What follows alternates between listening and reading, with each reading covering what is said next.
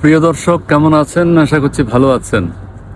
ভারতীয় হাইকমিশনার ভারত বাংলাদেশ সম্পর্ক নিয়ে কিছু কথা বলতে চাই, কিছু কথা আপনাদের সাথে শেয়ার করতে চাই। সেটি হচ্ছে, গত 2 বছর যাবৎ আমরা একটা জিনিস লক্ষ্য করছি। আমাদের প্রধান উপদেষ্টা মহান ইউনূস সাহেবের সময় থেকে শুরু করে বর্তমান সময় পর্যন্ত বিভিন্ন সময়ে আমাদের দেশের প্রধানমন্ত্রী বা আমাদের দেশের প্রধান উপদেষ্টা বা আমাদের দেশের মন্ত্রী, পররাষ্ট্রমন্ত্রীর সাথে দেখা করেন, কথা হয়, ঠিক আছে। কথা হইলে কি শুনি আমরা? আমরা দেশের মানুষের জন্য, দেশের মানুষের কাজে আসে, দেশের স্বার্থ সংশ্লিষ্ট কোনো কথা আমাদের পররাষ্ট্রমন্ত্রীদের কাছ থেকে শুনি না। তারা কি বলেছেন? হ্যাঁ, বর্ডারে হত্যা, ওইটা সেইটা, শেখ হাসিনাকে কিভাবে ফেরত আনা যায়, হাদি হত্যাকারীদেরকে কিভাবে ফেরত আনা যায়।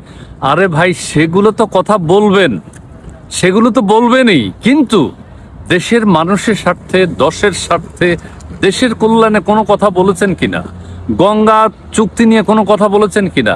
তিস্তা নিয়ে কোনো কথা বলেছেন কিনা? বর্ডারে শান্তি শৃঙ্খলা নিয়ে কোনো কথা বলেছেন কিনা? বাংলাদেশের সাথে ভারতের ব্যবসা বাণিজ্য কিভাবে, ভারত যেভাবে একচেটিয়া ব্যবসা করে বাংলাদেশে, সেই ক্ষেত্রে বাংলাদেশের পণ্য ভারতে কিভাবে আরো বেশি পরিমাণে পাঠানো যায়, ভারত থেকে আমরা কি কি সুবিধা আদায় করতে পারি, এই কথাগুলো আলোচনা হয় না। খালি প্রতিহিংসা। কি সৌজন্য সাক্ষাৎ হয়েছে? আর ভাই, সৌজন্য সাক্ষাতের প্রয়োজন কি? প্রয়োজনীয় কথা বলবেন, দেশের স্বার্থে কথা বলবেন। আমাদের যখন প্রেস ব্রিফিং হয়, আমাদের পররাষ্ট্রমন্ত্রী প্রেস ব্রিফিং করে, গত কয়েকদিনে আমরা খালি বুঝতে পারছি শেখ হাসিনাকে কিভাবে পাঠানো হবে। না, চীনের কোনো চুক্তি নিয়ে ভারতের সাথে আলোচনা হয় নাই। না, তিস্তা নিয়ে কোনো আলোচনা, গঙ্গা নিয়ে কোনো আলোচনা হয় নাই। সৌজন্য সাক্ষাতে হোয়াই সৌজন্য সাক্ষাৎ?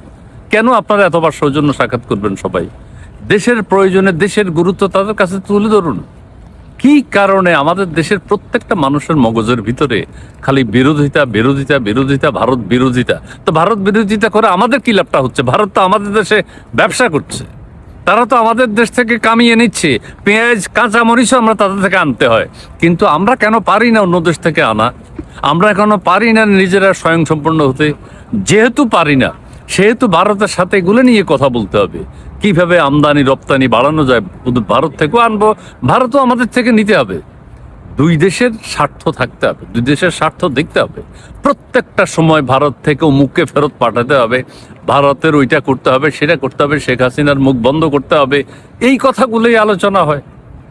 এই কথাগুলোর পাশাপাশি আপনারা বাংলাদেশের স্বার্থে কথা বলুন। আমাদের প্রধানমন্ত্রীর সাথে দিন কথা হইল, এই যে মাননীয় প্রধানমন্ত্রী তারেক রহমানের সাথে কথা হইল, পররাষ্ট্রমন্ত্রী এসে কি বলল? সৌজন্য সাক্ষাৎ হয়েছে। হোয়াই সৌজন্য সাক্ষাৎ? প্রধানমন্ত্রীর সময়েরও তো গুরুত্ব আছে। আর কি কথা হয়েছে? শেখ হাসিনাকে কিভাবে ফেরত পাঠানো যায়, হাদি হত্যাকারীকে কিভাবে। আরে ভাই, সেগুলো তো আপনারা 2-1টা কথা বলবেনই, সেগুলো তো বলবেনই, কিন্তু এই ছাড়া দেশের মানুষের স্বার্থের কথাটা তো আপনারা একবারও বলেন না। অথবা বলেছেন কিনা জনগণের সামনে সেটা বলেন না। কি কারণে আপনি এই কথাগুলো বলেন? পররাষ্ট্রমন্ত্রী খলিলুর রহমান অনেকে বলছে আপনি এই কারণে বলেন যে ভারতের বিরুদ্ধে কথা বললে চোখে চোখ রেখে কথা বলছি, এরকম কিছু যদি জনগণের সামনে প্রচার করা যায়, তাইলে ওই যে দর্শক ভিউ পাওয়া যাবে, মানুষ কবে এই না বাবা, আবার আমাদের পররাষ্ট্রমন্ত্রী চোখে চোখ রেখে কথা বলেছে। চোখের চোখ রেখে আপনি বেআইনি কথা বলবেন কেন? শেখ হাসিনাকে তো ওরা ফেরত পাঠাবে না, এটা তো বুঝেন, এটা তো জানেন, কিন্তু চিঠি দেন, অসুবিধা নেই। কিন্তু সেটাই মূল ইস্যু না। হাদি হত্যাকারীকে এখানে পাঠানোর সেটাই মূল ইস্যু না। সেগুলো আপনারা প্রস্তাব দেবেন।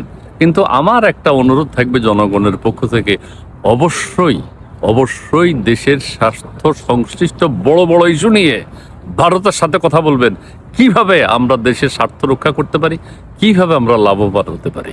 জি, ভালো থাকবেন, ধন্যবাদ।